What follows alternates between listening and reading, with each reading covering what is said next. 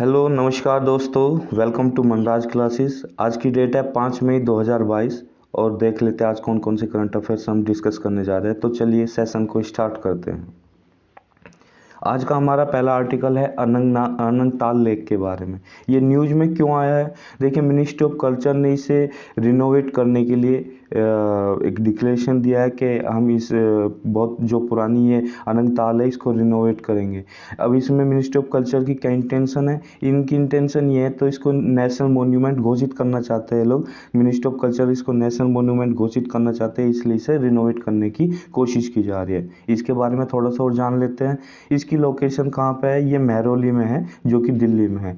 इसे किसने बनवाया था? ये जो तोमर किंग थे, अनंगपाल द्वितीय, उन्होंने 1060 एडी में इसको बनवाया था। जो तोमर किंग अनंगपाल द्वितीय थे, माना जाता है कि दिल्ली को इन्होंने ही बसाया, इन्होंने ही दिल्ली की शुरुआत की, यानी कि दिल्ली का जन्म इन्हीं के द्वारा हुआ है। यानी कि दिल्ली की जो शुरुआत हुई अनंगपाल ताल की, जो ये अनंगपाल ताल है, यानी कि सिग्निफाई करती है कि दिल्ली की शुरुआत को सिग्निफाई करती है। दिल्ली की शुरुआत अनंगपाल ताल से हुई। अनंगपाल ताल का जो संबंध राजस्थान से बताया जाता है, क्योंकि जो महाराजा अनंगपाल थे उन्हें नाना बताया जाता है पृथ्वीराज चौहान का। पृथ्वीराज चौहान मतलब जिनका राय पिथौरागढ़ जिनका किला था, उन्हें ASIR के लिए सर्वे ऑफ इंडिया ने अपनी लिस्ट में शामिल किया हुआ है। अनंगपाल द्वितीय जी के बारे में थोड़ा सा और जानते हैं।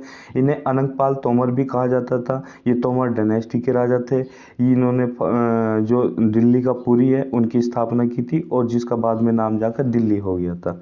आगे बढ़ते हैं। अनंगपाल ताल अगर हिस्ट्री में देखें, जो इसके इंस्क्रिप्शन कहाँ पे मिलते हैं, इसकी जो अब जो ये क्या नाम दिल्ली की जो हिस्ट्री है, मतलब अगर दिल्ली के बारे में कहाँ पे लिखा हुआ है, कहाँ पे इंस्क्राइब्ड है। देखिए, दिल्ली में एक मस्जिद है जिसका नाम है कुवत उल इस्लाम मस्जिद। ये कुतुब मीनार के बराबर में है। अगर आप कभी कुतुब मीनार जाओगे तो वहाँ पे देखोगे इस मस्जिद को, तो वहाँ पे एक आयरन पिलर है, उसके ऊपर इसके एविडेंस मिलते हैं। ठीक है। जो ये अनंगपाल द्वितीय जी, ये कब दिल्ली और हरियाणा के रूलर रहे हैं, कौन सी ईस्वी में? 8वीं ईस्वी से 12वीं ईस्वी के बीच में ये दिल्ली के और हरियाणा में इन्होंने राज किया था। अगर कंस्ट्रक्शन की बात करें, इन्होंने कौन कौन सी कंस्ट्रक्शन कराए? अनंगताल, बावली, लाल कोट जैसी कंस्ट्रक्शन को इन्होंने कराया। अनंगपाल द्वितीय के बाद किन्होंने राज किया, उन्हें किन्हें सक्सीड किया? किन्होंने सक्सीड? पृथ्वीराज चौहान ने, जो उनके पोते थे, उन्होंने सक्सीड किया। अब तोमर डायनेस्टी के बारे में थोड़ा सा और जान लेते हैं। तोमर डायनेस्टी को बताया जो अर्ली मिडिवल पीरियड था, उसकी एक माइनर डायनेस्टी थी। एक माइनर डायनेस्टी थी तोमर डायनेस्टी नॉर्थ इंडिया में।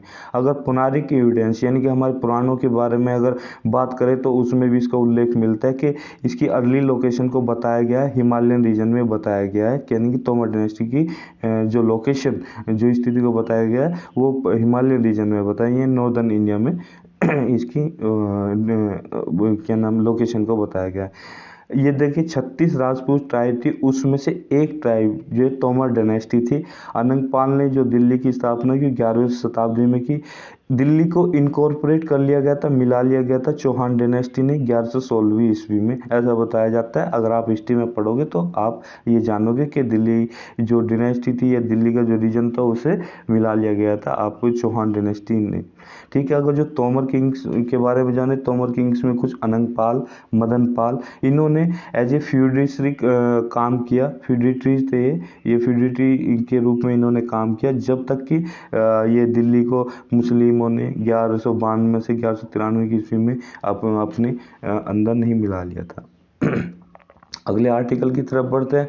ये आर्टिकल न्यूज में क्या है? देखिए, अभी world press freedom index news हुआ है, रिलीज हुआ है। इसका 20वां एडिशन रिलीज हुआ है।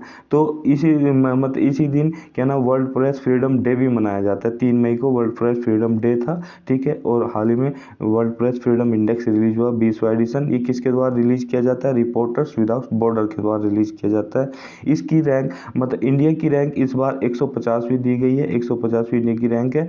और 180 कंट्रियों में इसको इतनी रैंक मिली है। इस बार की थीम थी, theme of 2022 journalism under seize, ये इस बार की थीम थी। वर्ल्ड प्रेस फ्रीडम इंडेक्स के बारे में थोड़ा सा और जानते हैं।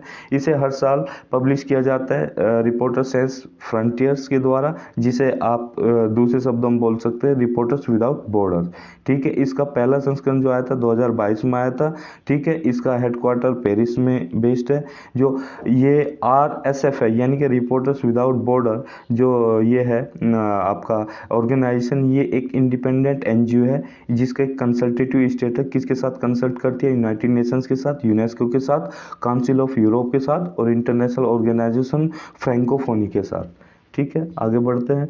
वर्ल्ड प्रेस फ्रीडम इंडेक्स 2022 की ओर बात करें तो ये कंट्रीज को रैंकिंग देता है, कंट्रीज और रिलीजन को उनके फ्रीडम के लेवल पर रैंकिंग देता है कि जर्नलिस्ट को कितनी फ्रीडम दी जाती है उनकी कंट्रीज में, उनके रिलीजन के बेस पे कितनी फ्रीडम दी जाती है। अगर इसकी स्कोरिंग क्राइटेरिया की बात करें, जो स्कोरिंग क्राइटेरिया होता है इसका 0 से 100 के बीच में दिया जाता है। अगर किसी का 0 है तो वो उतना ही वर्स्ट परफॉर्म कर रहा है, अगर किसी को रैंकिंग मतलब स्कोर दिया गया 100, यानी कि वो उतना ही बेस्ट, सबसे बेस्ट 100 और सबसे लोवेस्ट आपका सबसे वर्स्ट 0। ठीक है, इवोल्यूशन क्राइटेरिया इसका क्या रहता है कि हर एक टेरिटरी में किस बेसिस पे इवोल्यूट करता है? ये 5 बेसिस पे, 5 इंडिकेटर के बेसिस पे इसका इवोल्यूशन किया जाता है कि कितनी फ्रीडम है वहाँ पे जर्नलिस्ट को। एक तो है political base, legal base, economic context, social cultural context और सेफ्टी के बेसिस पे इसमें रैंक दी जाती है। इसके बारे में थोड़ा सा और जा रहे हैं कि वर्ल्ड का क्या स्टेटस है जर्नलिस्ट की फ्रीडम के बारे में। इन्होंने बताया कि जो पोलराइजेशन, रिलीजन को लेके पोलराइजेशन और क्या नाम जर्नलिस्ट पर अटैक लगभग 2 गुना बढ़ गया है। अगर हम बाकी कंट्रीज की बात करें कि किस कंट्रीज ने अच्छा परफॉर्म किया, नॉर्वे ने पहला पोजीशन हासिल किया, डेनमार्क ने दूसरी, स्वीडन ने तीसरी, एस्टोनिया ने चौथी और फिनलैंड ने 5th पोजीशन हासिल की है। जहां वर्स्ट परफॉर्मर की अगर हम बात करें तो नॉर्थ कोरिया को सबसे बॉटम की स्थान मिली है 180 कंट्रीज में। कहने का मतलब कि नॉर्थ कोरिया 180वीं पोजीशन पे है, रशिया 155वीं पोजीशन पे, हमसे 5 पोजीशन नीचे है।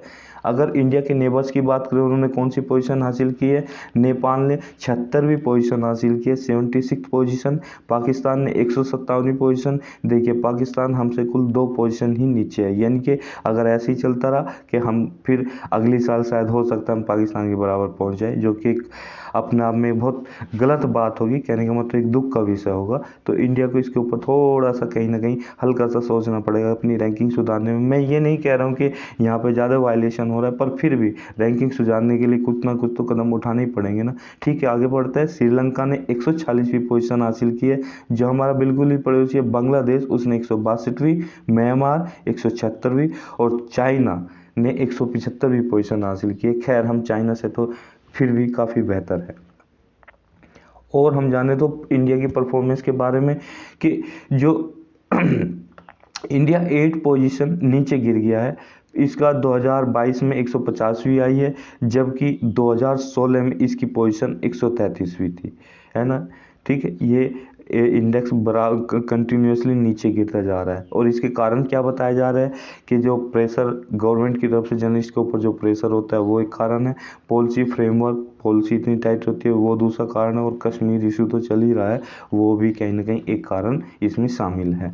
वर्ल्ड प्रेस फ्रीडम डे के बारे में बात करें, ये इन्होंने घोषणा यानी कि 1993 में यूनाइटेड जनरल असेंबली ने इस दिन की घोषणा की थी कि हम इसे वर्ल्ड प्रेस फ्रीडम डे के बारे बनाएंगे 3 मई को।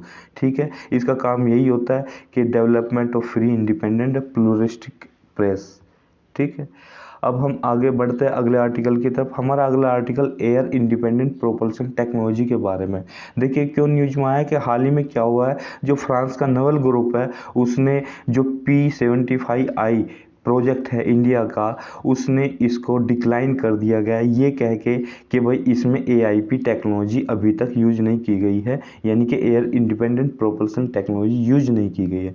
तो इससे पहले हम इसके बारे में जाने, इस टेक्नोलॉजी के बारे में जाने, सबसे पहले हम P75I प्रोजेक्ट के बारे में जान लेते हैं।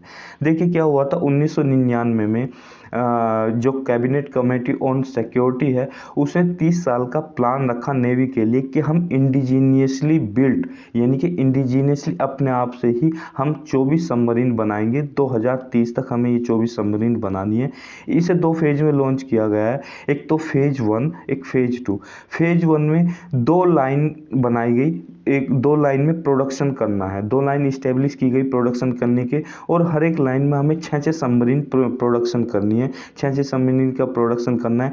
पहली फेज आपकी होगी P75 प्रोजेक्ट, और जो सेकंड फेज होगी वो P75I प्रोजेक्ट है। P75I प्रोजेक्ट मतलब इंडिजीनियसली हमें यानी कि ये डेवलपमेंट करना है, इंडिजीनियसली प्रोडक्शन करना है सबमरीन का अपने आप ही खुद से। इसमें जो B75 जो प्रोजेक्ट था उसके अंदर 6 सबमरीन हमारी है वो डीजल इलेक्ट्रिक ड्रिवन है। डीजल इलेक्ट्रिक ड्रिवन मतलब कि इसमें 2 चीज़ होती है। एक तो देखिए इलेक्ट्रिसिटी प्रोड्यूस करने के लिए हमें क्या क्या चाहिए, एक तो डायनेमो यानी कि आपका इलेक्ट्रिक मोटर जो एक डायनेमो होगा, और आपका एक डीजल इंजन चाहिए। डीजल इंजन में डीजल का यूज होगा, क्योंकि अब मोटर को डायनेमो को चलाने के लिए कुछ तो चाहिए ना, तो यानी कि इंजन लगेगा। अब इंजन में फ्यूल लगेगा, फ्यूल क्या है यहाँ पर डीजल है। अब इसका थोड़ा फ़ायदा ये होता है कि अपने ये लेटर टाइम में जब ये टेक्नोलॉजी काफ़ी टाइम हो जाता है चलते, इसे AIP जो टेक्नोलॉजी उसके साथ फिट किया जा सकता है, यानी कि इसे AIP टेक्नोलॉजी से चलाया जा सकता है। ठीक है, इसके जो क्या नाम डीजल इंजन इलेक्ट्रिक ड्रिवन ये सबमरीन है उसमें ये AIP टेक्नोलॉजी को बाद में समाहित किया जा सकता है। ठीक है, थोड़ा सा और आगे बढ़ते हैं, इसके बारे में भी जानेंगे AIP टेक्नोलॉजी का। जो P75I प्रोजेक्ट है इसने बोला था कि हम जो कंस्ट्रक्शन करेंगे वो state of the art air independent propulsion system को यूज करेंगे, यानी कि ये एयर इंडिपेंडेंट सिस्टम प्रोपल्सन इतना एडवांस है, state of the art technology है कि इसको हम अपने आप ही मतलब वो करके यानी कि जो हम अपनी प्रोजेक्ट ये प्रोडक्शन कर रहे हैं उसमें हम इसका टेक्नोलॉजी का वो क्या नाम इसमें यूज करेंगे। अब इसके यूज करने का क्या रीज़न है, देखिए ये रीज़न है कि जो ये आपकी डीजल इलेक्ट्रिक सबमरीन्स होती है, अब उसको डीजल को बर्न होने के लिए, जलने के लिए, कंबसन करने के लिए डीजल इंजन में आपका ऑक्सीजन चाहिए। सबमरीन होती है आप जानते हैं पानी के अंदर रह के मूव करती है, काम करती है अपना। अब उसकी यही खासियत होती है कि दुश्मन देश को नहीं पता होता कि हमारी किसी दूसरी कंट्री की जो सबमरीन है, मान लीजिए अगर हम यहाँ पर पाकिस्तान की बात करें कि अगर पाकिस्तान को सबमरीन ढूंढनी है तो वो अब ऐसा नहीं है पानी के अंदर जाके ढूंढेगा कि कहाँ पे है सबमरीन, क्योंकि अगर ऐसे जाके ढूंढे आमना सामना हो गया तो अटैक हो जाएगा। तो अगर वो सबमरीन सामने से आंखों से ही दिख जाए तो तुरंत पता लग जाएगा। आंखों से दिखने के लिए सबमरीन को पानी के सरफेस पे आना पड़ेगा, सी के सरफेस पे आना पड़ेगा। सी के सरफेस पे सबमरीन क्यों आएगी, क्योंकि सबमरीन का एक बेसिक कंसेप्ट ही है ना कि सबमरीन यानी कि जो आपका पानी है उसके नीचे रह के काम करना, दिखाई ना दे। अगर वो पानी के ऊपर आती रहेगी या पानी के ऊपर रहेगी तो दिखाई दे जाएगी ना, उसका जो पर्पज है सबमरीन का प्रोटेक्ट करने का कंट्री को, वही डिफीट हो जाएगा। तो इसलिए उसे पानी के ऊपर बहुत कम आना पड़ेगा, वो कम आना होता है। अब पानी के ऊपर क्यों आएगी सबमरीन, पानी के ऊपर सबमरीन इसलिए आएगी क्योंकि जो आप उसमें इलेक्ट्रिसिटी प्रोड्यूस करने के लिए टेक्नोलॉजी यूज कर रहे हैं, डीजल इलेक्ट्रिक ड्रिवन वो सिस्टम यूज कर रहे हैं, उसको ऑक्सीजन चाहिए, और ऑक्सीजन चाहिए तो पानी के ऊपर ही मिलेगी ना, पानी के अंदर तो नहीं मिलेगी। तो पानी के ऊपर उसे आना ही पड़ेगा, बार बार ऊपर आना पड़ेगा ऑक्सीजन को लेने के लिए। तो इसलिए इस चीज़ की कमी को यानी कि इसको रिड्यूस करने के लिए कि अगर एक महीने में सबमरीन 7 बार ऊपर आ रही है तो अगर हम AIP technology propulsion technology use करेंगे तो इसे शायद ये कहिए कि एक महीने में 1 बार ऊपर आना पड़ेगा, 1 बार ऊपर आना पड़ेगा, तो चांसेस इसके रिवील होने के, दिखने के उतने ही कम हो जाएंगे।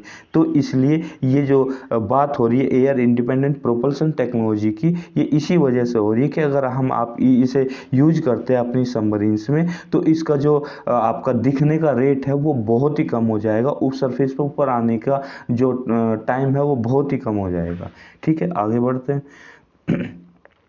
अब इसके बारे में थोड़ा सा और जान लेते हैं। ये आप देख जो AIP टेक्नोलॉजी होती है ये आपकी दो तरह की होती है। एक तो आपकी कन्वेंशन नॉन न्यूक्लियर सबमरीन्स में यूज की जाती है, एक आपकी न्यूक्लियर सबमरीन्स में यूज की जाती है। अब सबमरीन्स भी दो टाइप की होती है, एक तो कन्वेंशनल सबमरीन्स होती है और एक आपकी न्यूक्लियर सबमरीन्स होती है। पर AIP technology convention non nuclear submarines में यूज की जाती है। ठीक है, जो कन्वेंशनल सबमरीन्स होती है वो डीजल इलेक्ट्रिक इंजन्स को यूज करती है। ठीक है, कन्वेंशनल सबमरीन्स मतलब डीजल इलेक्ट्रिक इंजन्स को यूज करती है। अब इन्हें सरफेस के ऊपर आना ही पड़ेगा एटमॉस्फेरिक ऑक्सीजन को एज ए फ्यूल की तरह, क्योंकि हमें यूज करना है डीजल इलेक्ट्रिक इंजन में, इसको ऊपर आना ही पड़ता है। अब इसको फिट किया जा सकता है जो सबमरीन्स होती है। अब इसको अगर फिट कर लेंगे तो ऑक्सीजन की हमें जो वीक में सिर्फ एक बार ही सरफेस पे ऊपर आने की जरूरत पड़ेगी। ठीक है, अब ये इंडिजिनियसली डेवलप करने की बात की जा रही है यहाँ पे। जो हमारा एम्बिशियस ये प्रोजेक्ट है DRDO का नेवी के लिए, इसे इंडिजिनियसली डेवलप करने की बात की जा रही है। ठीक है, ये हमने जाना इसके बारे में। आगे बढ़ते हैं। आगे हमारा आर्टिकल इंटरनेशनल स्पेस स्टेशन के बारे में। देखिए इंटरनेशनल अभी ये न्यूज में क्यों है कि रशिया ने इसकी सदस्यता, इसकी मेंबरशिप को छोड़ दिया, क्योंकि आप जानते हैं कि रशिया भी इसमें एक मेंबर है। कौन कौन से देश मेंबर है इसमें? US है, रशिया है, जापान है, कनाडा है और यूरोप है। ये 5 देश इसके मेंबर है। ठीक है, अब इसको अभी क्या हुआ कि रशिया ने, जैसे कि रशिया यूक्रेन वार चल रहा है, US ने रशिया के ऊपर बहुत ज़्यादा सैंक्शन लगा रखे हैं। उसी के चलते, उसी से नाराज होकर रशिया ने ISS की मेंबरशिप को छोड़ दिया है, यानी कि इससे बाहर आ गया। अब ये इसका सदस्य नहीं रहा, यानी कि रशिया के जो साइंटिस्ट है इंटरनेशनल स्पेस स्टेशन पर अब आपको देखने को नहीं मिलेंगे।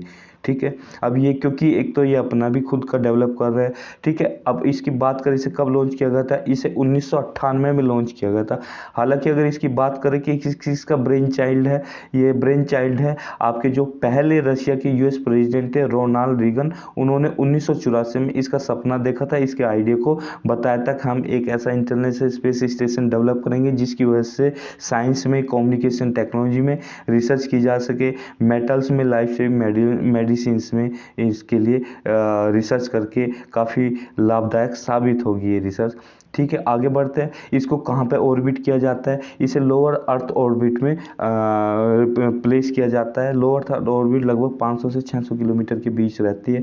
ठीक है, अब ये एक तरह की क्या है, ये स्पेस स्टेशन क्या है? ये एक तरह की लेबोरेटरी है जो कि स्पेस में रहती है। ये बहुत सारे फील्ड्स में, जैसे कि साइंटिफिक और टेक्नोलॉजिकल फील्ड में रिसर्च करती है, डेवलपमेंट करती है, जिसका आगे चल के बहुत फ़ायदा मिलता है। इसको ओरिजिनली 15 साल के लिए इसका टाइम स्पैन रखा गया था, मगर ये बहुत अच्छी तरह काम कर रहा है, जिसको अब लगभग 23-24 साल काम करते हुए हो गया।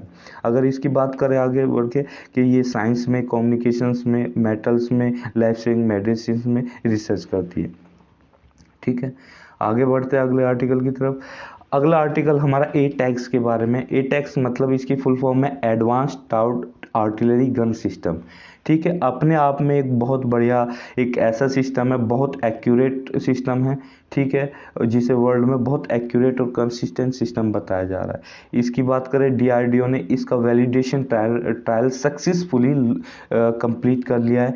ATACMS को अभी क्या किया गया कि इसकी डेमोन्स्ट्रेशन की गई, जिसमें इसने देखा कि 45 किलोमीटर तक का ये बहुत ही अच्छा कंसिस्टेंट और एक्यूरेट गन वर्ल्ड में मानी जा रही है। ATACMS के बारे में अगर एम्यूनेशन की बात करें, इसका एम्यूनेशन 155 mm का और 52 कैलिबर की आर्टिलरी है।